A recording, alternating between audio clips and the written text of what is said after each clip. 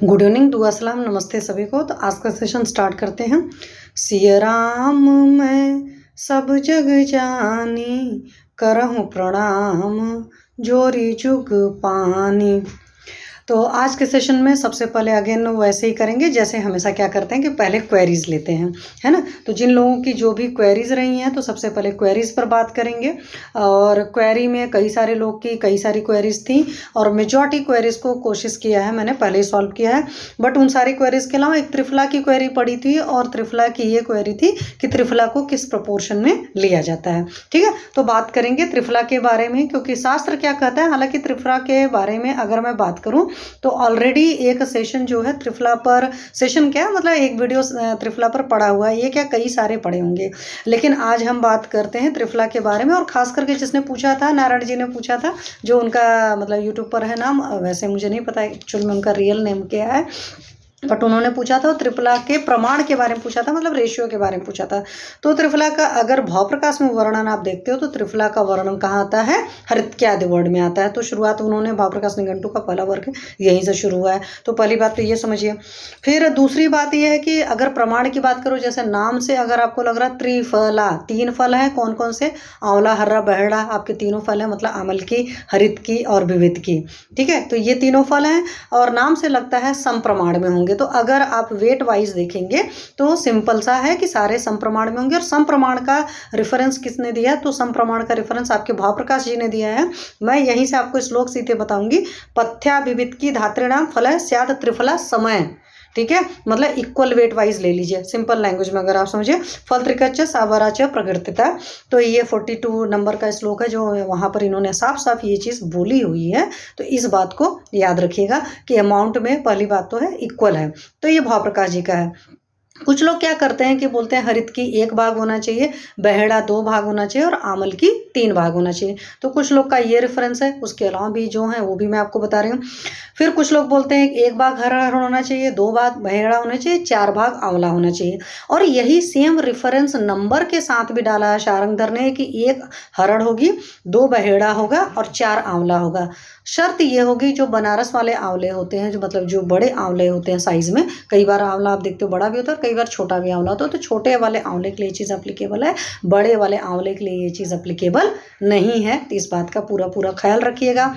अब आंवले की बात चली तो आंवला से एक बात मैं आपको और बता दूं कि आंवले के अंदर जो बलवीर आ जाता है, कह सकते हो पोटेंसी आ जाती है, या आपका आंवला वाकई बढ़िया काम करता है, मेडिसिनल काम करता है, तो वो चरक जी ने साफ साफ लिखा है कि फागुन मास का जो आंवला होता है वही काम करता है। मार्केट में अभी आंवले आ गए हैं, मेरे घर में आंवले का पेड़ है और उस पर भी आंवले आए हैं, लेकिन उस आंवले में अभी वो गुण नहीं है जिस गुण के लिए हम आंवले का सेवन करते हैं। इसी बात से और एक बात याद आ गई, आज क्या है, आंवला नवमी। ठीक है, तो आज की जो नवमी है, इस नवमी की तिथि के अंदर आज के दिन क्या करते हैं लोग, आंवले के पेड़ के नीचे खाना पका करके खाते थे। तो बहुत सारे लोग इस चीज़ को जानते हैं और बुंदेलखंड में इस रिचुअल्स को बहुत अच्छे से फॉलो किया जाता है, क्योंकि हमने कॉलेज टाइम में उस चीज़ को भी देखा हुआ है। ठीक है, तो ये सारी बातें मैंने आपको त्रिफला के बारे में बता दी, जो एक डाउट था लोगों का। वहीं पर उनका एक डाउट और था, उन्होंने कहा था अनुपान की। ठीक है, तो अनुपान की अगर देखेंगे तो त्रिफला का ऐसे कोई अनुपान वगैरह नहीं लिखा है, मैं एकदम सिंपल लैंग्वेज बता दूं। लेकिन अगर आप शारंगधर पलटेंगे तो शारंगधर में साफ साफ लिखा है, अगर नेत्र रोग है मतलब आई के डिसीज है तो वहां पर घृत और मधु के अनुपान के साथ में देंगे। तो सिंपल सा तरीका ये कर सकते हैं, घृत और मधु डाल लीजिएगा। तो आप ऐसा भी कर सकते हो कि आंवले को मैं जो सेवन कराती हूँ नॉर्मली आंवले के केस में, लेकिन त्रिफला के सेंथ में भी बढ़िया से आपने घृत डाला और आंवला मतलब पूरा त्रिफला डाला और आपने शहद डाला। बट शर्त इतनी रहनी चाहिए, अगर मान लो किसी पेशेंट को अगर आपको लग रहा है कि आइस की प्रॉब्लम के साथ उसको कफ की ज़्यादा तकलीफ है तो आप शहद का अमाउंट ज़्यादा बढ़ा दीजिएगा। आइस की तकलीफ के साथ किसी को पित्तज जनित ज़्यादा व्याधि है, मतलब गर्मी वगैरह दाव वगैरह ज़्यादा है, तो वहाँ पर घृत का अमाउंट बढ़ा दीजिएगा। यहाँ पर ये नहीं होता कि घृत और शहद में से किसको अमाउंट को ज़्यादा लेंगे किसको कम लेंगे, वहाँ पर हम डिसीज़ के अकॉर्डिंग सिचुएशन ले लेते हैं, मतलब जितना रेशियो होता है terms and condition apply, equal amount में घृत और मधु का सेवन नहीं करते। तो ये भी उनकी एक क्वेरी थी, वहाँ पर गुड़ लिखा था तो मुझे शास्त्र में नहीं मिला, इसलिए मैं नहीं बता रही हूँ। ठीक।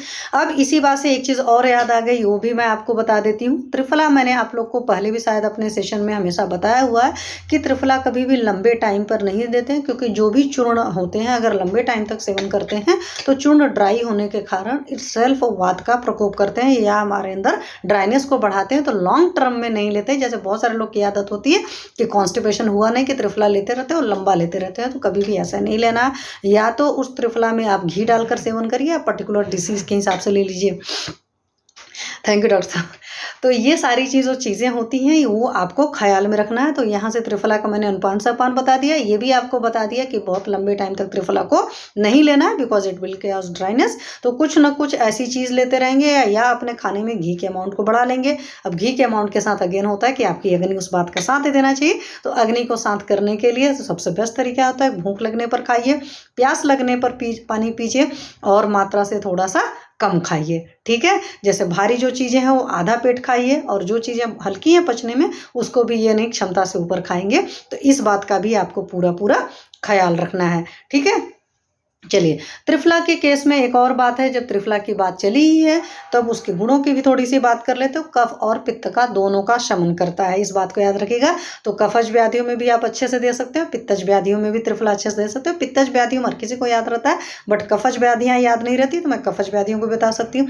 उसी तरह हमारे शास्त्र में सीधे वर्णन है। प्रमेय जितने टाइप के प्रमेय हैं, मतलब प्रभूत मूत्रता, आविल मूत्रता, मतलब मात्रा से अधिक यूरिन हो रही है और बार बार हो रही है और गंदी यूरिन हो रही है, दैट इज नोन एज प्रभूत मूत्रता। मतलब अमाउंट ज़्यादा हो रहा है या फ्रिक्वेंसी ज़्यादा है, अर्जेंसी है, सारी चीज़ों में आप ले सकते हैं। बहुत सारे पेशेंट्स को मैंने खुद भी दिया है, बहुत अच्छे रिजल्ट आए।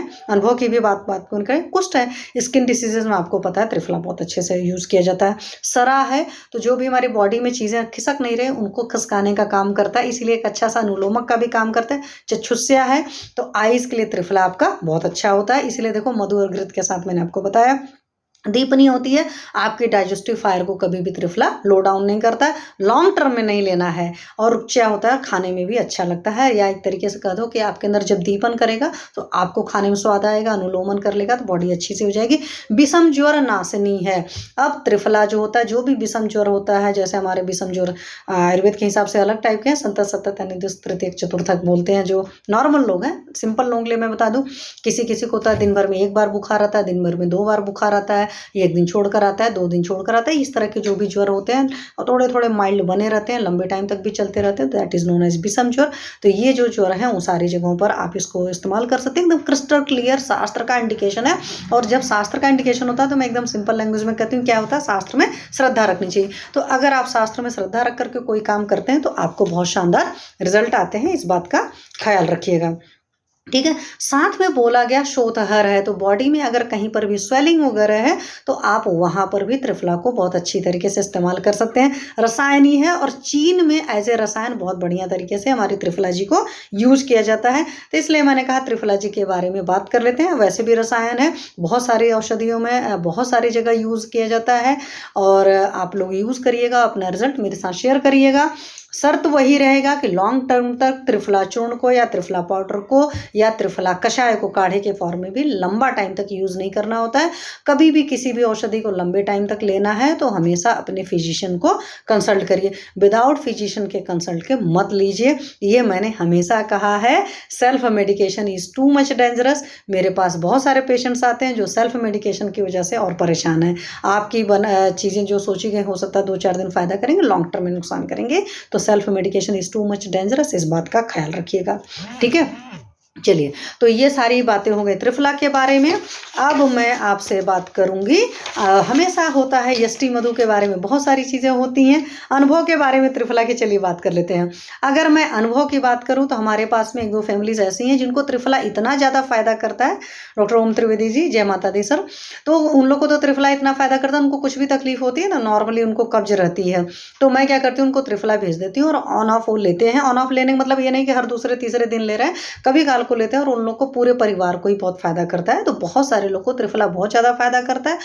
हाँ, कुछ केसेस मुझे ऐसे भी मिले जहाँ पर कुछ लोग को त्रिफला ने नुकसान भी किया हुआ है। जैसे कि मुझे 1 या 2 केस ऐसे हैं जिनको हुआ था, ल्यूकोडर्मा वगैरह कॉज हो गया था, वहाँ पर और क्या वजह थी, प्रॉपर डिटेल केस टेकिंग नहीं करी थी, बहुत पुराना केस है, और वहाँ पर और भी क्या वजह थी मुझे नहीं पता, लेकिन अनुभव था या इस तरीके से मेरे नोटिस में आया था, तो वो सारी बातें मैंने आपको बता दी। त्रिफला का चूंकि मैं अलग अलग फॉर्मेट में यूज़ करती हूँ, आई वॉश के लिए यूज़ करते हैं, ये मैंने आप लोग को जब आँखों वाला सेशन लिया था अक्षी वाला, तो वहाँ पर भी बताया था। त्रिफला को काढ़े के फॉर्मेट में लेते हैं, त्रिफला को घृत के फॉर्मेट लेते हैं, चूर्ण के फॉर्मेट लेते हैं, तो त्रिफला की बहुत सारी प्रिपरेशन है, और इटसेल्फ हमारी बहुत सारी आयुर्वेदिक औषधियों में त्रिफला पड़ा होता है, जैसे फल त्रिकादिक्वात है, या ऐसे बहुत सारी चीज़ें हैं। त्रिफला का नाम वरा भी है, हर कोई उसको जानता है, तो मैंने उसके सारे गुणों की हर चीज़ की बात कर ली है। ठीक है, चलिए आज बात करेंगे हमारी बड़ी प्यारी सी जो है यष्टि मधु के बारे में। ठीक है, तो ये है आपकी यष्टि मधु या मुलेठी। ठीक है, ये मैंने रखा हुआ है, और इसमें एक हल्की सी खुशबू भी होती है। ठीक है, तो जिन लोगों ने खाया है उनको बहुत अच्छे से पता है, कंठे होती है, गले के लिए बहुत अच्छी सी चीज़ होती है, और भी बहुत सारी जगह इसके काम होते हैं। तो मैंने सोचा कि यष्टि मधु के बारे में भी आज बात करते हैं, इसीलिए आज हम यष्टि मधु के बारे में बात करते हैं। इसका प्लांट नहीं है मेरे पास में, एकदम सिंपल सी बता दूँ, और अभी आप देखोगे जब जहाँ जहाँ इसकी खेती होती है, तो खेती ऐसी जगहों पर नॉर्मली नहीं होती है, जो अच्छी बोली जाती है, तो उसके बारे में भी हम बात करेंगे। ठीक है, बड़े आराम से इस चीज़ को आप देख सकते हो, दिस इज यष्टि मधु। ठीक है, थोड़ी सी बड़ी है, अदरवाइज मुंह में अभी डालकर इंसान चूस सकता था। चलिए तो बात करते हैं संस्कृत नाम के अगर बारे में बात करेंगे तो इसका यष्टि मधु है। ये जितने आयुर्वेद के स्कॉलर यहाँ पर जुड़े हैं उन सारे लोग को पता है। यष्टि मधुक भी बोलते हैं, मधुक है छोटा ऊ की मात्रा है, बड़ा ऊ की मात्रा जब हो जाता है तो फर्क पड़ जाता है, तो यष्टि मधुक भी बोलते हैं, और क्लितनक भी बोलते हैं इसको। ठीक है, देखो मेरा प्रोनाउंसिएशन अच्छा नहीं है। जल वाली जो यष्टि मधु होती है, पानी में भी उगती है, उसको बोलते हैं मधुलिका, वर्ड यूज होता है। ठीक है, क्योंकि मीठी होती है इसलिए वहां से नाम आता है, तो संस्कृत में ये सारे इसके नाम है। अगर हिंदी में अगर बात करोगे, हिंदी में इसको क्या बोलते हैं, मुलेठी बोलते हैं, या मुलहठी भी बोलते हैं। कुछ लोग इसको मीठी लकड़ी भी बोलते हैं, क्योंकि खाएंगे ना, मतलब चूसेंगे तो बहुत अच्छी सी लगती है। कुछ लोग इसको जेठी मधु भी बोलते हैं। तो ये सारे यष्टि मधु के नाम है। लाइकोरिस रूट भी बोलते हैं हमेशा, क्योंकि इसकी जो रूट होती है उसको चूसने के काम में की जाती है, गले के काम में यूज होती है। ग्लाइसराइजा गैब्रा जो है ये इसका लैटिन नेम है, तो ग्लाइसराइजा ग्लैब्रा इसका लैटिन नेम है। और लेगुमिनेसी जो हमारी जो दालों वाली फैमिली है ना, उसको बिलोंग करती है हमारी यष्टि मधु जी, तो इस बात को याद रखिएगा।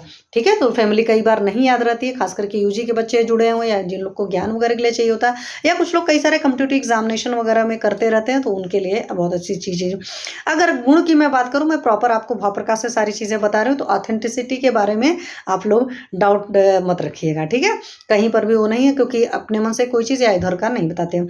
तो गुणों की अगर बात करो तो शीत बीरे है, इसीलिए अधिकतर लोगों को याद रहता है। पित्त शामक है, लेकिन अभी मैंने आपको और भी चीज़ें बताऊंगी। तो पित्त जो भी व्याधियाँ होती हैं वहाँ पर यष्टि मधु बहुत अच्छे से यूज कर सकते हैं। शीत बेर होती है, आपके शरीर में जो भी मतलब गर्म हो रहा, दाह हो रहा, परेशानियाँ, वो सारी जगहों में यूज होता है। गुरु होती है, पाचन में भारी होती है, इसलिए यष्टि मधु ज़्यादा अमाउंट में या ज़्यादा लंबे टाइम तक नहीं लेना चाहिए, हमेशा मात्रा के हिसाब से होती है। मधुर होती है, ये हर किसी को पता है। चिच्छुस्या होती है, ये भी हमारे त्रिफला जी की तरह यष्टि मधु जी भी आइस के लिए बहुत अच्छी होती है। बल वर्णकृत होती है, तो आपकी गुरु है, मधुर है, उसकी वजह से आपके अंदर बल और वर्ण आपकी कॉम्प्लेक्सन को सुधारती है। सुस्निग्ध है, आपकी बॉडी के अंदर जाकर के कभी भी रुक्षता या ड्राइनेस हमारी यष्टि मधु जी कॉज नहीं करती हैं। तो यहाँ से बहुत सारे लोग के दिमाग में आ जाए कि कफ चीज़ों को बढ़ाती है।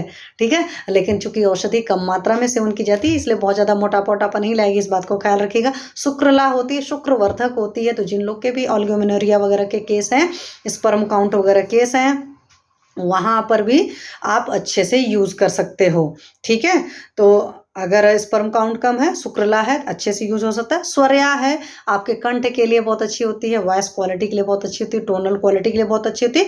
पित्त अनिल असृजित है, यानी पित्तज विकार है, शीत भी रहे तो वहां से यूज कर सकते हो। अनिल मतलब वात का भी शमन करती है।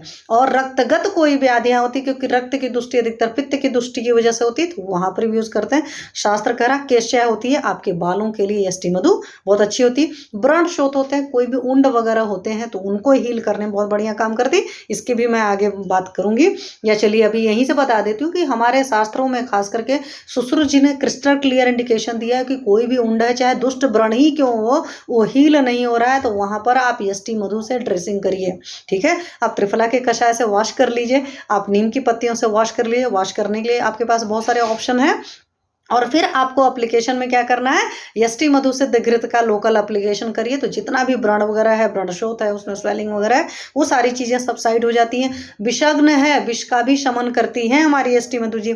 सर्दी हो रही है, नौजिया वॉमिटिंग वगैरह हो रही है, वहाँ पर भी उन सबको भी दूर करती है। लेकिन इसी सर्दी से एक बात बता दूँ, अगर आप यष्टि मधु का काढ़ा मात्रा से अधिक ले लेंगे तो आपको नौजिया भी फील कराती है।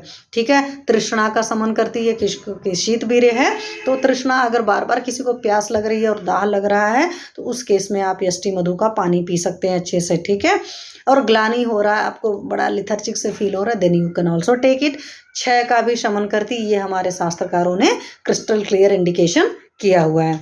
ठीक है, अब अगर मैं बात करूं प्लांट के केस के बारे में कि कैसा होता है, ट्री होता है, क्या होता है, तो यष्टि मधु जी का छुप होता है, मतलब छोटा सा प्लांट है, बहुत बड़ा सा प्लांट नहीं है। फारस वगैरह में बढ़िया से उगता है, फारस की खाड़ी में उगता है, अफगानिस्तान में उगता है, तुर्किस्तान में उगता है, साइबेरिया वगैरह में भी इसकी अच्छी खासी खेती की जाती है, पंजाब में की जाती है। ठीक है, पंजाब में इटसेल्फ हम खुद रहते हैं। चिनाब है, पेशावर वगैरह है, इन सारी जगहों पर, हिमालय के निचले हिस्से जो है वहाँ पर भी इसकी खेती की जाती है।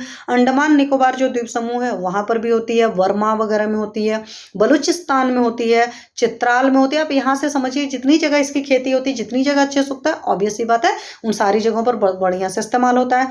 कश्मीर में यूज होती है, और कश्मीर की मिल्ली बारामूला घाटी जो है यूज होने, मतलब वहाँ पर उगती है, सॉरी, तो वहाँ की बारामूला घाटी में भी हमारी मुलेठी जी अच्छे से उगाई जाती है, उनकी अच्छे से खेती की जाती है। जो इसकी साइज़ होती है वो 2 से 4 फुट तक इसकी ऊंचाई होती है, और इसका जो फ्लावर होता है, जो पुष्प होता है, जो फूल होता है, वो बैंगनी वर्ण का होता है, और उसमें 2 से 3 बीज होते हैं जो इसका फल होता है। जड़ और तने की मैं बात करूँ तो सुखा करके यूज़ होता है, हर कोई जानता है, और दोनों तरह का यूज़ होता है, विदाउट छिलका भी यूज़ करते हैं और विथ छिलका भी यूज़ करते हैं। लंबे टुकड़े होते हैं, जैसे अभी मेरे पास जो मैंने आप लोग को दिखाई, ये तो टूटी हुई थी, है ना, काट करके रखा हुआ है, तो वो पिताब रंग का होता है, ऊपर से आप देख रहे हो ये बादामी रंग का है, थोड़ा सा झुर्रीदार है, एकदम बिल्कुल प्लेन नहीं होता है। और छाल जो निकला हुआ टुकड़ा अगर रहेगा तो हल्का सा पीला होगा, जब ये चीज़ निकल जाएगी ऊपर से तब होता है। दूसरी बात, रेशे भी इसमें होते हैं। ठीक है, और हल्की गंध होती है, अगर आप यष्टि मधु लेकर सूंघोगे तो बहुत अच्छे से स्मेल आएगी, और स्वाद जो होता है इसका मीठा होता है। तो ये यष्टि मधु की प्रॉपर्टीज़ हैं, आप गूगल पर जा करके अच्छे से देख सकते हैं कि इसका प्लांट देखने में कैसा लगता है, और पंसारी की दुकान पर मिल जाता है। ठीक है, चलिए अब बात करेंगे इसकी कुछ और चीज़ों के बारे में। तो बात ये होती है कि कहाँ की अच्छी होती है या कैसी होती है। तो जैसे हम बोलते हैं हर जगह का ऑरा होता है, हर जगह की एनर्जी होती है, इसी तरीके से हमारी यष्टि मधु जी के साथ भी है। तो जहाँ की उगती हूँ उस हिसाब से इसकी क्वालिटी होती है। तो सबसे बढ़िया जो यष्टि मधु होती है, 3 तरह की यष्टि मधु होती है, मतलब उत्तम, मध्यम, अधम, मतलब कह सकते हो वर्स्ट क्वालिटीज़, मीडियम क्वालिटी जी, बेस्ट क्वालिटी। तो बेस्ट क्वालिटी जो हमारी यष्टि मधु होती है वो मिस्र यानी इजिप्ट की होती है। फिर उसके बाद मीडियम क्वालिटी की जो होती है वो अरब देशों की होती है, अरब की होती है। और तुर्क और फारस की जो होती है अधम क्वालिटी की, लो क्वालिटी की होती है। और जो जितना अच्छी क्वालिटी की यष्टि मधु होती है, हमारी जेठी मधु या मुलेठी जी होती हैं, वो उतनी मीठी भी होती हैं। जो जितनी कम क्वालिटी की होती है उसमें कम मीठा होता है। साथ में ये भी ब्यूटी है, तो आप वहाँ से भी समझ सकते हैं। ठीक है, और स्थान भेद से इसकी अलग अलग जातियाँ होती हैं, अलग अलग स्वाद होते हैं, मैंने आपको सारी चीज़ें बता दिया। तो इसमें ग्लाइकोराइजिन पाया जाता है 5 से 10% तक, और ग्लाइकोरोजिक एसिड होता है। इसमें कैल्शियम और पोटेशियम के भी साल्ट होते हैं, और चीनी से 50 गुना मीठी होती है। ये सबसे बड़ी बात है, ये पता नहीं रहता है। तो हमको जो मिलती है वो अच्छी क्वालिटी वाली, तो हमारी यष्टि मधु मिलती नहीं है। तो जो लोग को अच्छी क्वालिटी की मधु, मतलब यष्टि मधु लानी है, हमारी मुलेठी जी को लाना है, तो इजिप्ट से आयात कर सकते हैं। ठीक है, 5 से 10% तक शुगर होता है, मतलब वो नेचर की क्वालिटी है, सुक्रोज की वजह से नहीं होती, इसकी अपनी इटसेल्फ जो सॉल्ट है उनकी वजह से है। और 30% तक इसमें स्टार्च होता है। तो ये हमारी यष्टि मधु जी की क्वालिटीज़ हैं। चलिए अब बात हम कर लेते हैं गुण और प्रयोग के बारे में। तो गुण और प्रयोग कहाँ कहाँ यूज़ करते हो, तो मधुर है, ठीक है, तो ऑब्वियस सी बात है, मधुर है, शीतल है, स्नेहन गुण करता है, स्निग्ध था तो स्नेहन गुण करेगा आपके अंदर। बल्य है, पहले बात कर लिया। वृश्य है, मेल के लिए बहुत अच्छी है, ओल्ड एज के लिए भी बहुत अच्छी है। वृश्य का मतलब आपकी इम्यूनिटी को बढ़ाती है, आपकी पावर को, व्याधि क्षमता को कह सकते हैं, आपके रोगों से लड़ने की जो क्षमता होती है, that is known as a वृश्य। वृश्य का मतलब ये नहीं होता कि सिर्फ मेल पावर को बढ़ाना, that is known as the वृश्य। आपकी टोटल इम्यूनिटी को बढ़ाना, that is known as the वृश्य। क्योंकि हमारे आयुर्वेद में क्या होता है, शुक्र अंतिम धातु होती है, तो अंतिम धातु तक का पोषण करेगी, इसका मतलब है शुरू की और भी चीज़ों का पोषण करेगी। रसायन होती है, मैंने पहले ही बता दिया, बहुत बढ़िया रसायन है, बहुत सारे जगह यूज होता है। कफ शामक है, मधुर और शीत बीरे होने के बावजूद गुरु भी है, सोचो देखो गुरु है वहां से कफवर्धक होना चाहिए, मधुर रस है वहां से कफवर्धक होना चाहिए, शीत बीरे है वहां से कफवर्धक होना चाहिए, बट कफ शामक है, इसका मतलब ये इसका प्रभाव है। और हमारा हमेशा प्रभाव से काम करती है मेजॉरिटी औषधियाँ। स्वर है आपके कंठ के लिए, आपके वोकल कार्ड के लिए, आपके गले के लिए बहुत अच्छी सी चीज़ है। नेत्र है आइस के लिए बहुत अच्छी है। मूत्र जनन है, अगर मूत्र की प्रॉब्लम हो रही है, यूरिन का अमाउंट कम हो रहा है, then you can use it. स्तन्यवर्धक है, मतलब प्रसूता को बहुत अच्छे से दे सकते हैं, अगर जिनको भी ऐसी हैं जिनको कम निकल रहा है दुग्ध, तो उस वक्त आप इसको यष्टि मधु की कोई भी प्रिपरेशन दे सकते हैं, या यष्टि मधु इटसेल्फ अकेले घृत के साथ दे सकते हैं। यष्टि मधु आप घी के साथ दे दीजिए, प्रसूता को बहुत बढ़िया से काम करेगा, घी देते ही देते हैं हम लोग। शोधहर है, बॉडी में कहीं स्वेलिंग है, देन यू कैन यूज यष्टि मधु। व्रण रूपक है, तो वो वाला भी मैंने आपसे एक्सपीरियंस शेयर कर दिया, नॉर्मली यष्टि मधु के घृत से वहां पर ड्रेसिंग वगैरह की जाती है, लोकल एप्लीकेशन किया जाता है, बहुत अच्छी रिजल्ट आते हैं। ठीक है, चलिए अब भाव प्रकाश के हिसाब से और क्या क्या वर्णन है उसके बारे में बात करते हैं। तो स्नेहन करता है, क्योंकि सारे ही तो वर्णन थे, मधुर है, स्निग्ध है, तो इन सारी वजहों से आपके अंदर स्नेहन करेंगे, कहीं से ड्राइनेस कॉज नहीं करेगी। सौम्य है तो आपके अंदर भी सौम्यता लाएगी, कि जिस तरह की चीज़ों का आप सेवन करते हैं ना, आपके अंदर उसी तरह के गुण आते हैं। कफ निस्सारक गुण है, ये सारे गुण के मधुर गुरु और शीतवीर्य के बावजूद कफ निस्सारक है। तो अगर आपको लगता है कि कफ बना हुआ है, जमा हुआ है, निकल नहीं रहा है, तो कुछ नहीं करिए, आप इसको चूसिए। ठीक है, कोई प्रिपरेशन अलग से लेने की जरूरत नहीं है, चूस सकते हैं। स्वर भंग है, गला फटा हो जा रहा है, कई बार ऐसा होता है ना ज़्यादा बोल करके, खास करके जो लोग टीचिंग प्रोफेशन वाले होते हैं या डॉक्टर्स होते हैं, फिजिशियंस होते हैं, वो ज़्यादा बक करते हैं ना, हमारे पाठक सर कहते हैं चिकित्सक मतलब जो चिक चिक करता है, तो ज़्यादा चिक चिक करेंगे तो हमारा भी गला खराब होगा, तो वहाँ पर बहुत अच्छे से यूज़ होता है। खांसी मतलब कास के केस में अगर आपको खांसी आ रही है तो वहाँ यूज़ होता है। सोचने क्या सोच मतलब ब्रोंकाइटिस वगैरह की प्रॉब्लम है, then you can use it. गल शोथ है, अगर गले में कहीं स्वेलिंग वगैरह केस है तो वहाँ पर भी आप यष्टि मधु यूज कर सकते हैं। और अधिकतर हमारे यहाँ तो ओसोफेगस वगैरह वाली भी तकलीफ होती है, तो वहाँ पर भी हम लोग यष्टि मधु घृत सुना मतलब देते हैं। अब आप सोचो शास्त्र गल शोध कह रहा है, तो इट मीन्स कि यहाँ पर कोई प्रॉब्लम है, then you can use it. लेकिन आप घृत के साथ अगर इसका शुद्ध घृत यूज करते हैं यष्टि मधु का, तो बहुत शानदार रिजल्ट देते हैं। तो आप इसको चूसने के फॉर्मेट में यूज कर सकते हैं, और अलसी यानी कि तीसी के साथ इसका काढ़ा बना करके भी दे सकते हैं। इन सारी प्रिपरेशन में मतलब इन सारी तकलीफों में आप तीसी के साथ इसका काढ़ा बना कर दे दीजिए, या इटसेल्फ सिंपल लैंग्वेज में आप सिंपल फॉर्मेट है तो लेकर इसको चूस सकते हैं इन सारी तकलीफों में। ठीक है, चलिए अब बात करते हैं, ये जो मीठी होती है तो मीठा होने का इसका फायदा हम लोग बहुत सारी जगह लेते हैं। हमारा आयुर्वेद का समाज जो है, तो इसको कोई भी जो काढ़े बना रहे होते हैं, खासकर जो कड़वे कड़वे काढ़े होते हैं ना, उनको मीठा बनाने के लिए हमारी यष्टि मधु जी खूब यूज होती हैं। जैसे खास करके सनाई की प्रिपरेशंस हैं, एलुआ की प्रिपरेशंस है, वो सब कड़वी होती है, तो वहाँ पर यष्टि मधु जी पड़ते हैं। और खांसी की जो भी चूसने वाली गोलियां होती हैं, तो उनको भी मीठा बनाने के लिए आप किसको यूज कर रहे हैं, क्योंकि कास भी है, स्वरभंग वगैरह में काम कर रही है, स्वर है, तो इसलिए आप वहाँ पर यूज करते हैं। और इसके चूर्ण का उपयोग, क्योंकि स्टार्च इसमें अच्छा खासा 30% था ना, तो इसके चूर्ण का उपयोग जो भी गोली वगैरह बनानी होती है, तो वहाँ पर सहायक द्रव्य की एसेसरी मतलब सब्सटेंस की तरह आप वहाँ पर भी इसको यूज करते हैं। तो ये सारे यूज़ हैं। अब वहाँ पर एक चीज़ और था ना, जलन वगैरह यूरिन वगैरह में हो रही है, जैसे आपने देखा ना कि यूटीआई में क्या होता है, बर्निंग सेंसेशन हो रहा है, और खास करके यूटीआई केसेस में कई बार यूरिन थोड़ी थोड़ी जा रही होती है, तो उन सारे केसेस में आप इसको दे सकते हैं। और यूटीआई में इससे बेस्ट रिजल्ट मिलता है, और मैंने तो दिया ही, आप खुद भी दे सकते हैं। और सबसे बड़ी बात है, यष्टि मधु बड़े आराम से घर में रख सकते हैं, जल्दी वो नहीं होती है। अगर आपको लग रहा है जल्दी खराब होती है तो आप फ्रिज में रख सकते हैं। ठीक है, और जब यूज़ कर रहा है तो कुछ टाइम बाहर निकाल कर रखा है तो यूज़ कर सकते हैं। तो यूटीआई में कोई भी इस तरह की जलन हो रही, क्योंकि शीत बीरे वगैरह है, मूत्र जनन है, तो बहुत बढ़िया काम करती है। उसी तरीके से अगर मैं बात करूं, जैसे यूटीआई वगैरह हम काम किया था, उसी तरह अम्लपित्त वगैरह, हाइपर एसिडिटी वगैरह का केस है, तो वहाँ पर एसिड के अमाउंट को भी कम करती है, और एसिड की वजह से ना इटसेल्फ पेन सा फील होता है, उस पेन को भी सबसाइड करती है। तो जिन लोग को भी हाइपर एसिडिटी वगैरह की तकलीफ है उनको भी, लेकिन अपने मन से सिर्फ चूसने के काम में यूज़ करिएगा। बहुत सारी चीज़ें और भी होती हैं। ये है कि हाँ, अम्लपित्त की जो भी औषधियाँ बनती हैं, उन सारी औषधियों में भी ये अच्छी तरीके से यूज़ होता है। और चीन में एज ए रसायन इसको यूज़ करते हैं, क्योंकि बल्य है और शुक्रल वगैरह भी है। अब बात करेंगे इसके सत्व की। अगर मैं इसके सत्व की बात करूं, तो इसका जो सत्व होता है उसको बोलते हैं रब्बे सूस। तो इसके सत्व के लिए जो यूजी वगैरह के बच्चे जुड़े हैं, या जो पीजी एंट्रेंस एग्जामिनेशन वगैरह के दे रहे हैं, तो उनको कई बार इस तरह के क्वेश्चंस पूछे जा जाता है कि रब्बे सूस किसे कहते हैं, तो रब्बे सूस जो वर्ड है बिल्कुल अलग सा वर्ड है। ये यष्टि मधु का जो सत्व बनता है, क्योंकि गिलोय सत्व और कोई जानता है, यष्टि मधु के सत्व के लिए वर्ड यूज होता है, इस बात का ख्याल रखिएगा। तो ये काले रंग का होता है। इसी तरह यष्टि मधु उसके गिलोय का सत्व ना मार्केट में बिल्कुल देखो व्हाइट कलर का आता है, बिल्कुल व्हाइट नहीं होता है। अगर आप घर पर खुद बनाएंगे तो आपको पता चलेगा। तो इसका जो सत्व होता है काले रंग का होता है, मीठा होता है। खांसी वगैरह के केस में बहुत अच्छे से यूज करते हैं। गले की कोई तकलीफ है तो वहां पर चूसने के लिए इसका सत्व बहुत बढ़िया से यूज होता है। अब यहीं पर एक बात और बताऊंगी, सुश्रुत जी ने एक चीज बनाया हुआ है, सर्वोपघात शमनीय योग। सर्वोपघात मतलब जितना भी तरह की इंजरी लग सकती, चोट लगती, सर्वोपघात, सर्व उपघात शमनीय, सभी तरह के उपघात मतलब जो भी चोट चपेट है तो शमनीय, उनको शांत करने वाला जो योग है उसमें हमारी यष्टि मधु जी मेन इंग्रेडिएंट है। और इसको भाव प्रकाश जी ने कोट किया है कि सुश्रुत जी ने वहां पर इसको यूज किया है। हालांकि सुश्रुत जी ने बहुत जगह यूज किया है। तो जितनी भी तरह के उपघात, इंजरीज, आघात वगैरह होते हैं वहां पर ये बेस्ट रिजल्ट देती है। तो कोई भी इस तरह की इंजरी है आप वहां पर यष्टि मधु को यूज करिए और अपना रिजल्ट मेरे साथ शेयर करिएगा। इसी तरीके से बात करूं, छत छीण वगैरह का केस है, ठीक है, छीण हुआ है, चोट चपेट लगने की वजह से छीण हुआ है, रक्त का वमन हो रहा है, मतलब ब्लड की वॉमिटिंग वगैरह हो रही है, हृदय रोग है, कार्डियक पेशेंट के लिए आप यष्टि मधु बहुत अच्छे से यूज कर सकते हैं। अपस्मार वगैरह है, इपिलिप्सी के पेशेंट को आप यष्टि मधु बहुत अच्छे से यूज कर सकते हैं। और इन सारे केसेस में इसको दूध या घृत और मधु के साथ दे सकते हो। तो घृत और मधु के साथ इसका चाटन करा लीजिए, ऊपर से दूध दे दीजिए।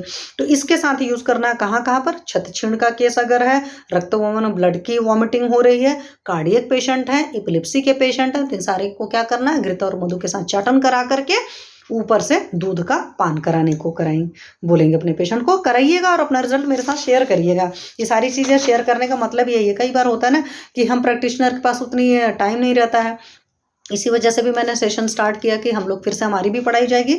और एक कहते हैं ना, विद्या एक ऐसा चीज़ है जिस चीज़ को जितना आप बांटते हैं उतना आपको मिलता है। तो जब मैं आप लोग के लिए सेशन लेती हूँ तो मुझे आप लोग से ज़्यादा मिलता है। और हमेशा जब किसी भी चीज़ को हम इस फॉर्मेट में सोचते हैं कि जितना हम दे रहे हैं हमें उससे ज़्यादा मिल रहा है ना, तो वो चीज़ वाकई उतना ज़्यादा मिलती है। अब इसके घृत को क्या करते हैं, यष्टि मधु का घृत बना लिया, मतलब घृत ले लिया या यष्टि मधु को सीधे ही ले लिया, उसका कलक बना लिया, किसी भी घाव पर आराम से लगा सकते हैं। बट ये है कि हाँ फिर उस फॉर्मेट में उसका कलक होना चाहिए, बहुत रफ सा होगा तो मत लगाइएगा, ठीक है। इसी तरीके से भिलावा जो होता है हमारा, भल्लातक जी होते हैं, तो भल्लातक जी की वजह से कई बार स्किन में इरिटेशन हो जाता है। तो उन सारी जगह पर मुलेठी को क्या करना है, तिल और दूध के साथ पेस्ट बना लीजिए और उस पेस्ट का लोकल एप्लीकेशन करिए। क्योंकि कई बार भिलावे की वजह से या भिलावे के प्रिपरेशन की वजह से, मान लो लोकल एप्लीकेशन मान लीजिए भिलावे का हो गया या किसी भी वजह से हो गया, तो उसकी वजह से अगर स्किन में इरिटेशन कॉज हो रहा है तो आपने अलसी लिया, दूध लिया और मुलेठी लिया, उसका बढ़िया सा पेस्ट बनाया और उस पेस्ट को लोकल एप्लीकेशन कराया। और लोकल एप्लीकेशन से जो भी आपका त्वक मतलब स्किन में इरिटेशन वगैरह है, जलन वगैरह है, दाग है, वो सारी चीज़ें सॉल्व हो जाएंगी, ठीक है। मात्रा की अगर इसकी बात करोगे तो जो यष्टि मधु की मात्रा होती है उसके चूर्ण की मात्रा जो होती है 1 से 4 मासा होती है, सॉरी 1/4 मासा होती है। तो चूर्ण की मात्रा बहुत थोड़ी सी होती है, बहुत थोड़ा यूज़ करते हैं। चूसने के लिए आप दिन भर में 3-4 बार भी 10 बार भी यूज कर सकते हैं। जैसे गले में ज़्यादा खराब है तो वहाँ पर कोई इंडिकेशन नहीं है कि नहीं चूस सकते हैं इतनी बारी। हालांकि आप देखते हो कि जो भी खांसी उसी की दवाएँ होती हैं वो 4-5 बार आप चूसते हो और उतना सफिशिएंट हो जाती हैं, ठीक है।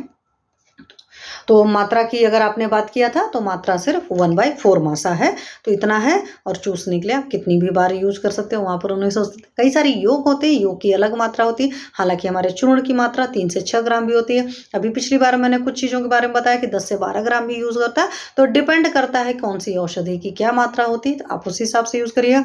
रही बात अगर मैं सत्व की करूंगी तो सत्व की मात्रा और कम भी यूज होती है, कषाय की मात्रा अलग तरीके से यूज होती है। यष्टि मधु बहुत सारे प्रिपरेशन में यूज होती है, इसके घृत बनते हैं, बहुत सारे योग बनते हैं और उन सारे योगों का बहुत सारा शानदार रिजल्ट आता है। तो आपको सारी चीज़ें डिस्कस करी। चलिए अब एक चीज़ और, यष्टि मधु को जब मैंने कर रही थी तो मैंने कहा हमारे चरक जी ने 50 महाकषाय को वर्णन किया है और उन 50 महाकषायों में हमारी यष्टि मधु जी कहाँ कहाँ है, जो प्रैक्टिशनर लोग जुड़े हैं उनके लिए ज़्यादा काम आएगा। तो वहाँ से बात करती हूँ। प्रैक्टिशनर में अगर आप देखेंगे तो चरकनी जी ने 50 महाकषाय बोले हैं, मतलब 50 वर्ग हैं। उस 50 वर्ग में से 10 वर्ग में सीधे सीधे यष्टि मधु जी हैं। तो सबसे पहले हमारे जीवनी गण में यष्टि मधु है। तो जीवनी गण का मतलब होता है कि जीवनी है, जो जीवन देगा, सिंपल लैंग्वेज में तो जो आपको जीवन देगा उसमें हमारी यष्टि मधु जी हैं। तो आप यष्टि मधु किसी भी पेशेंट को बड़े आराम से यूज़ कर सकते हो, उसकी वाइटल पावर को बढ़ाने के लिए इस्तेमाल कर सकते हो। ठीक है, क्योंकि चरक ने साफ साफ लिख दिया, जब चरक ने लिख दिया तो कोई क्वेरी नहीं रह जाती दिमाग में। संधानी गण है तो संधान करता, संधान करने का मतलब सिर्फ ये नहीं था कि हड्डियां जुड़ गई टूट गई हैं तो उनको जोड़ने के लिए था। संधान का मतलब किसी भी लेवल पर कुछ भी ऐड होना। अगर हमारे बॉडी और ब्रेन का सही कोऑर्डिनेशन नहीं है, मतलब किसी को अभी आपने देखा ना अपस्मार के केस में यूज किया, तो आप बहुत सारे यूज करें, वर्ण आपने यूज किया। अगर हमारी सेल्स का आपस में कोऑर्डिनेशन नहीं है, हमारे किसी भी लेवल पर कहीं पर भी आपको लग रहा है कोऑर्डिनेशन नहीं हो पा रहा, सेल्स में जो कम्युनिकेशन होना चाहिए नहीं हो पा रहा, वहां यूज कर सकते हैं। हस्बैंड वाइफ के बीच में बहुत डिफरेंसेस हैं तो आप वहां पर भी यूज कर सकते हैं, क्योंकि उनका मन नहीं मिल रहा है, उनका संधान नहीं हो रहा है। तो इसलिए इनफर्टिलिटी वगैरह के केसेस की अगर मैं बात करूं तो इनफर्टिलिटी के केसेस में आप यष्टि मधु बहुत अच्छे से यूज कर सकते हैं। अब आपकी मर्जी है, वो आपकी युक्ति है कि आप चूर्ण देना चाहते हैं, आप घृत देना चाहते हैं, आपको किसी और फॉर्मेट में देना चाहते हैं, या एज ए रसायन अपने पेशेंट को यूज कर सकते हैं। तो संधानी है तो आप ये समझो एकदम सिंपल सा संधान करना है, जोड़ने का काम है। संधान का मतलब तो चाहे बॉडी माइंड का नहीं हो रहा है, चाहे एक इंसान से दूसरे इंसान का भी, चाहे हस्बैंड वाइफ है, चाहे किसी और के साथ भी जोड़ नहीं लग रहा है, तो वहां पर सोचिए, देखिए मैं इसको यष्टि मधु को देता हूं और यष्टि मधु को देने के बाद में अपना रिजल्ट मेरे साथ शेयर करिएगा। अब उसी तरीके से आगे अगर बात करूंगी तो चरक जी ने इसको वर्णगण में बताया है। तो जहां पर भी कॉम्प्लेक्शन वगैरह की प्रॉब्लम आ रही है, आप वहां पर यष्टि मधु घृत दे दीजिए, लोकल एप्लीकेशन कराइए, बहुत बढ़िया रिजल्ट आएंगे बढ़िया से। लेकिन हाँ, घृत को घृत की तरह सिद्ध करिएगा। जब घृत कल्पना की तरह यष्टि मधु का घृत सिद्ध करेंगे तो आप उसको, जो मार्केट की बढ़िया बढ़िया महंगी क्रीम आती है ना, उनसे बहुत बढ़िया रिजल्ट आएगा। आप लेकर के देखिए। और न ही लोकल एप्लीकेशन, आप इसको मतलब लोकल एप्लीकेशन के अलावा आप ओरल इनटेक भी कर सकते हैं। तो ये बहुत बड़ी ब्यूटी है। तो आप लोकली भी लगाइए और अंदर ही भी लीजिए। तो वर्णगण में इसको दे रखा, कंठ में दे रखा, ये मैंने पहले बताया। तो गले की कोई भी तकलीफ है तो आप वहां पर हमारी यष्टि मधु जी को अच्छे से यूज कर सकते हैं। कंडुग्न है, कहीं पर ईचिंग वगैरह की प्रॉब्लम हो रही है तो आप वहां पर यूज कर सकते हैं। तो यष्टि मधु का घृत बना लीजिए, आप वो लोकल एप्लीकेशन करा लीजिए। आप किसी ऑयल के साथ भी सिद्ध कर सकते हैं। आप देख लीजिए आपकी व्याधि किस तरीके से, ज्यादा जलन वगैरह, दाग वगैरह के साथ कहीं पर ईचिंग हो रही है तो पक्का घृत के साथ सिद्ध कर लीजिए। लेकिन अगर लग नहीं रहा है, कुछ अलग तरीके से कफज ज्यादा है, तो आप तेल के साथ भी सिद्ध कर सकते हैं। ऐसा नहीं है कि यष्टि मधु का तेल नहीं बना सकते, बट शास्त्र में मेजॉरिटी यष्टि मधु के घृत का वर्णन है। स्नेहोपग है, आप इसको सिंपल सा बात है, घी के साथ सेवन कराइए। अभी आपने देखा ना, घृत शहद के साथ लेकर के ऊपर से दूध ले लिया आपने, तो वहां पर किसी के अंदर स्नेहन की कमी है, बहुत ज्यादा ड्राई स्किन वगैरह की प्रॉब्लम है, तो वहां पर भी आप इसको बहुत अच्छे से यूज कर सकते हैं। बमनोपग है, ये मैंने आपको पहले ही बता दिया कि अब ज्यादा मात्रा में अगर लेंगे तो नौजिया फील कराती है, जबकि सर्दी का भी निग्रहण करती है, बट मात्रा से अधिक करेंगे, क्या बोलते हैं ना, अति सर्वत्र वर्जते। तो चाहे मात्रा से अधिक आहार लेंगे चाहे मेडिसिन लेंगे, दोनों ही नुकसान पहुंचाती है, इस बात का ख्याल रखेंगे।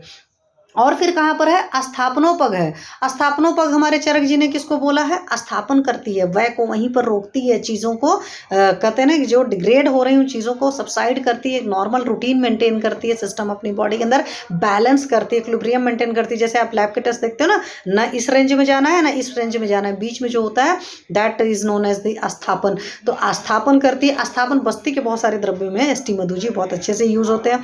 अंगमर्द प्रशमन गण में है, किसी को पेन हो रहा है तो भी आप दे सकते हैं यष्टि मधु को। हमारी यष्टि मधु जी अंगमर्द प्रशमन में चरक जी ने डाला हुआ है।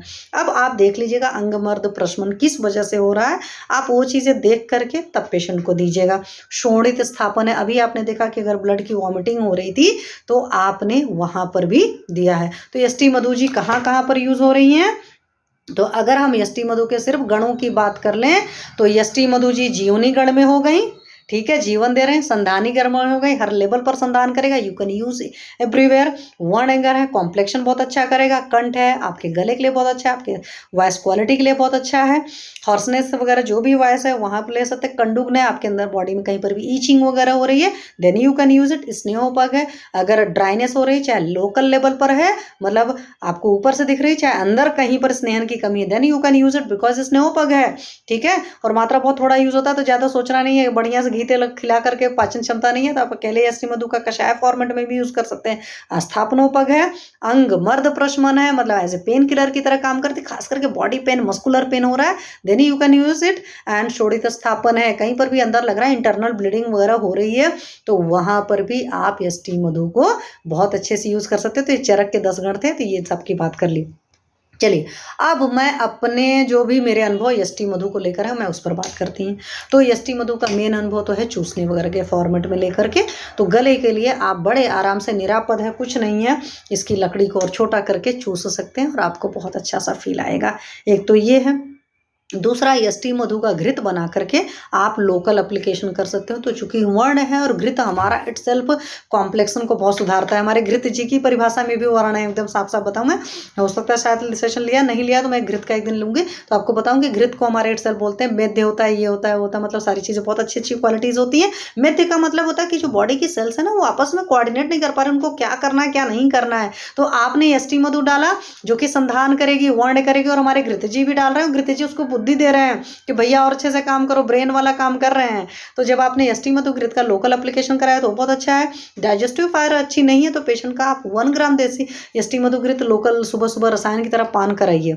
ठीक है, धीरे धीरे करके अमाउंट बढ़ाइएगा। अग्नि का ख्याल रखते हो तो कॉम्प्लेक्शन बहुत अच्छे से सुधर जाएगा। और कॉम्प्लेक्शन की प्रॉब्लम की वजह से हमारे यहाँ बहुत सारे लोग आते हैं कि हमको कॉम्प्लेक्शन की है, खास करके लड़कियों की नहीं होती, शादी ब्याह हो रहा था तब होता है, और भी वजह हो जाता है। कई बार बच्चा हो जाने के बाद कॉम्प्लेक्शन में प्रॉब्लम हो जाती है, किसी को बहुत ज़्यादा धूप में काम कर रहे हैं तो वहाँ कॉम्प्लेक्शन की प्रॉब्लम आ जाती है, तो आप वहाँ पर यूज़ कर सकते हैं, है ना।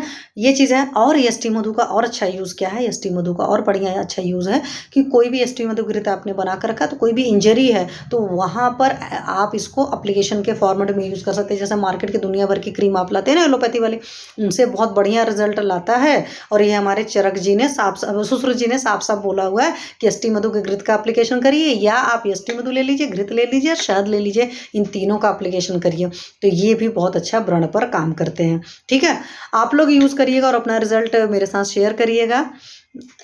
और किसी ने बोला है अत्यंत जीवंत महत्वपूर्ण जीवनी द्रव्य है। यस, जीवनी तो है ही सर। देवेंद्र मिश्रा सर ने कहा है। मिश्रा सर नमस्ते सर। और यष्टि मधु का मैंने इसीलिए लिया क्योंकि कई बार हम यष्टि मधु बोलते हैं ना तो लोगों के दिमाग में बस रहता है कि गले के लिए अच्छी होती है। कुछ लोग के दिमाग में तुरंत शीतवीर्य याद आता है, तो शीतवीर्य याद आते ही तुरंत सोचते हैं कि कफज व्याधि हम नहीं ले सकते।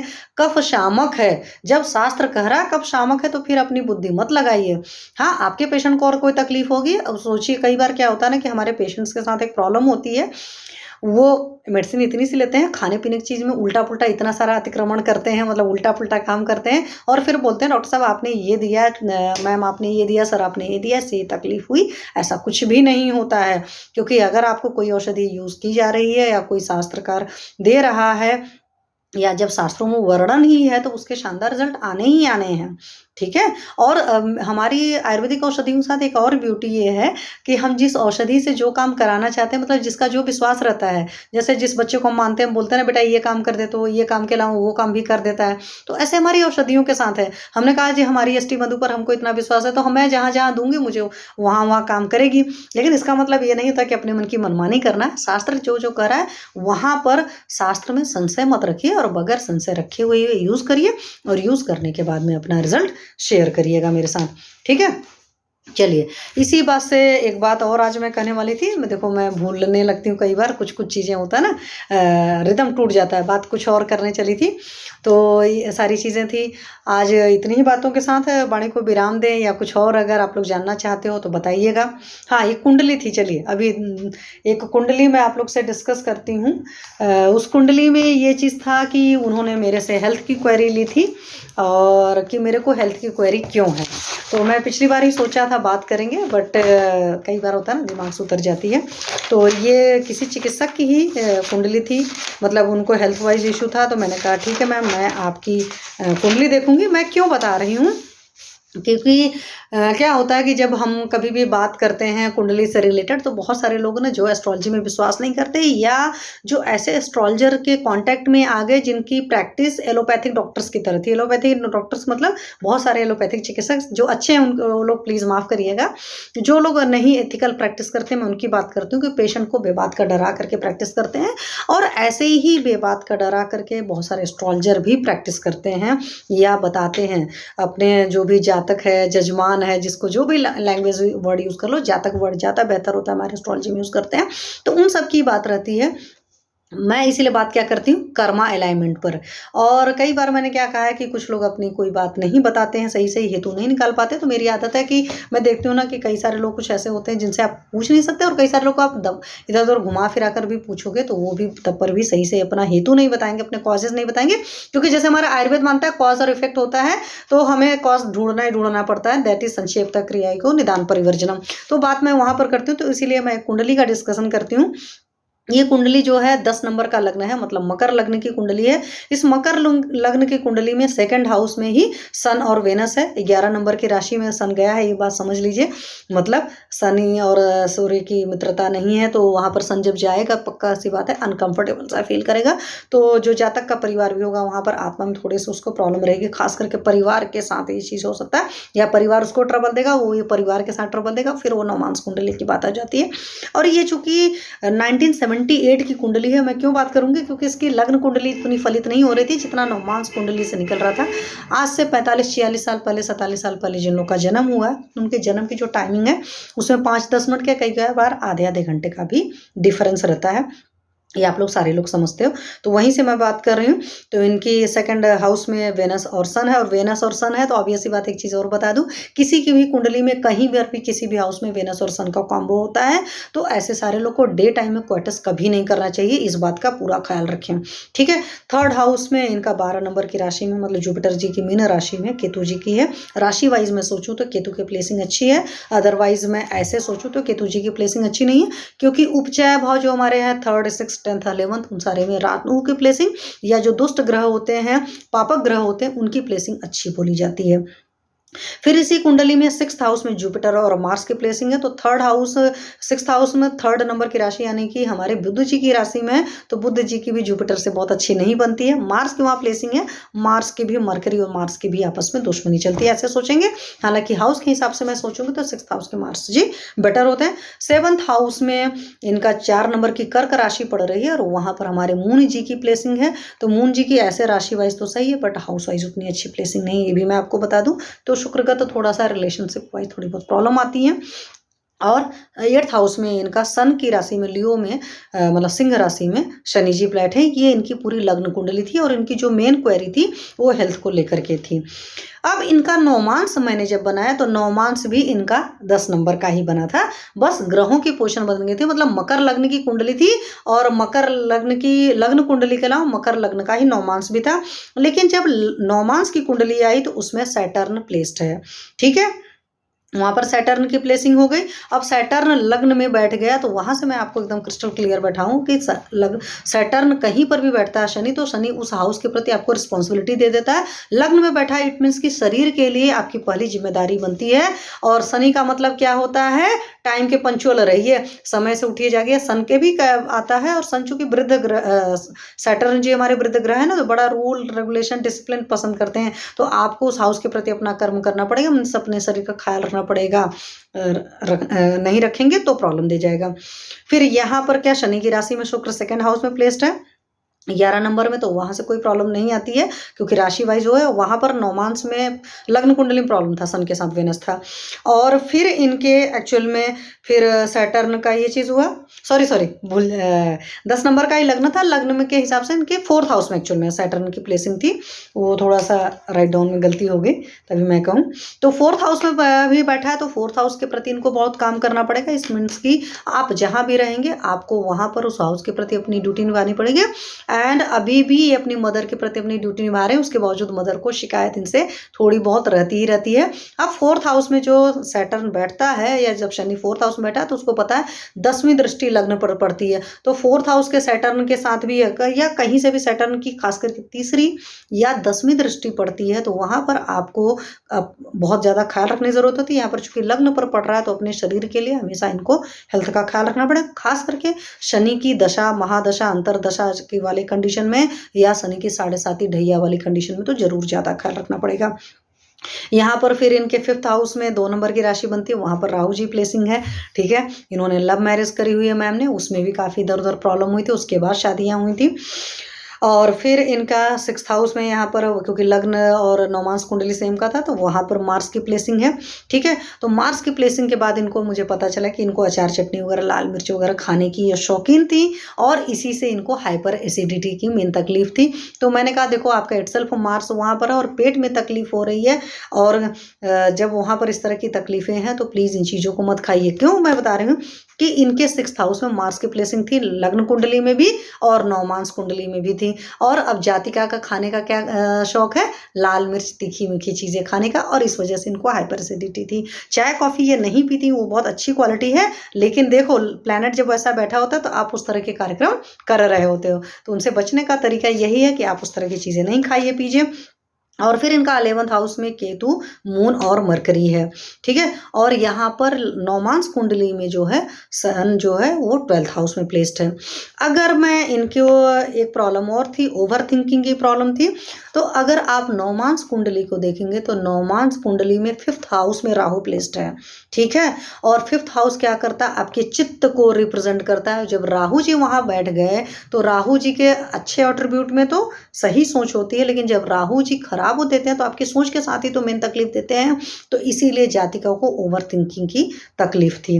ठीक है, क्योंकि राहु की वहाँ प्लेसिंग है, और जब चित्त में राहु घुस गया तब आप समझ सकते हैं कि राहु जी हमारे क्या करते हैं। ठीक है, और हेल्थ वाइज और हाइपर एसिडिटी क्वेरी थी, तो मैंने बता दिया हाइपर एसिडिटी, क्योंकि लग्न और नवमांश दोनों कुंडली में मार्स की वहाँ पर प्लेसिंग है। अब वहाँ पर लग्न कुंडली में जुपिटर की प्लेसिंग है। आपको पता है कि जुपिटर किसी की भी 6th हाउस में प्लेस्ड होता है तो ऐसे सारे लोग को बोला जाता है उबला खाना खाना चाहिए। बट मेजॉरिटी ऐसे लोग जो होते हैं जिनके 6th हाउस में जुपिटर प्लेस्ड होता है, और सारे लोग बहुत खराब खाते हैं। खराब खाने मतलब बहुत मिर्ची मसाला खाने के शौकीन होते हैं, बड़े वेजिटेरियन रहेंगे लेकिन उनकी जीभ बहुत बड़ी रहती है। उन मेजॉरिटी लोग के साथ होता है। कुछ ही लोग जो समझदार होते हैं या समझ जाते हैं कि हाँ मुझे ये सब सारी चीज़ें खाने पीने से तकलीफ हो रही है, जुपिटर 6th हाउस में रहता, छोड़ देते हैं। इनके साथ में क्या था, सोने का सुहागा ऑफर था, मतलब जुपिटर की इटसेल्फ प्लेसिंग थी। और सबसे बड़ी बात है कि जुपिटर की भी बुध के साथ बहुत अच्छा नहीं बनता है, और मार्स मरकरी की तो इटसेल्फ है ही दुश्मनी। तो दोनों मतलब अगर मित्र राशि में होते तो तब पर भी थोड़ा ठीक होता है। तो हाउस वाइज भी प्लेसिंग ठीक नहीं है, राशि वाइज भी प्लेसिंग ठीक नहीं है, लग्न और नवमांश दोनों को सपोर्ट कर रहा है। सो जातिका को, the chart is of a female, तो जातिका को हाइपर एसिडिटी की तकलीफ है। फिर उसके अलावा क्या हुआ है इनके साथ में, और जुपिटर जी की भी प्रॉब्लम मैंने बता दी, और साथ में सैटर्न की दृष्टि भी है वहाँ पर, इस वजह से भी तकलीफ है। मतलब ऐसा नहीं कि सिर्फ एक चीज़ है, जुपिटर की भी खराब प्लेसिंग है, मार्स की भी है और सैटर्न की भी है। और सैटर्न कहीं पर भी अपनी प्लेसिंग करता है ना तो थोड़ा सा बैराग कॉज करता है, तो अपने पेट के साथ भाई बैरागी स्वभाव बनकर, संत बनकर के खाएंगे पिएंगे, उबला खाना खाएंगे, सही खाएंगे। और चूंकि सैटर्न की प्लेसिंग है तो अपनी डिसिप्लिन लाइफस्टाइल रहेगा। हालांकि ये एक चीज़ बहुत अच्छा था जातका के साथ, वो रात में जल्दी सोते हैं, सुबह जल्दी उठते हैं। बट मेन तकलीफ हुई थी ओवर थिंकिंग, दैट इज विषाद रोग वर्धनाना। तो जो लोग ज़्यादा चिंता उनता करते हैं तो उन लोग के साथ इस तरह की तकलीफ आती है। तो इस चीज़ को समझते हुए सारी मैंने बात करी, तो मेनली इनकी सिर्फ हेल्थ क्वेरी थी, तो हेल्थ क्वेरी को ही बात किया था, और मैंने बोला था वो उन्होंने करेक्ट किया होगा, और आगे उनका रिजल्ट आएगा तो मैं आपसे शेयर करूंगी। यहाँ पर सिंपली मैं बता रही थी कि आपकी कुंडली बताती है आपको किस तरह की व्याधियाँ या किस तरह की परेशानियाँ हो सकती हैं। ठीक है, इन्हीं बातों के साथ आज के सेशन को मैं विराम देती हूँ। काफ़ी हो चुका, लग्न कुंडली का काफ़ी बड़ा सा मतलब कुंडली का हो गया। इस कुंडली में और भी चीज़ें हैं एक्चुअल में शेयर करने को, बट वो किसी और दिन शेयर करेंगे। काफ़ी लंबी बात करी, काफ़ी ज़्यादा हो, बोला ना कि फिजिशियंस को भी बहुत बोलना पड़ता है। तो इन्हीं बातों के साथ आज मैं अपनी वाणी को विराम देती हूँ। अगर आप लोग की कोई क्वेरी होगी तो भी बताइएगा, कुछ भी होगा टेक्स्ट मैसेज कर सकते हैं, वॉइस मैसेज छोड़ सकते हैं।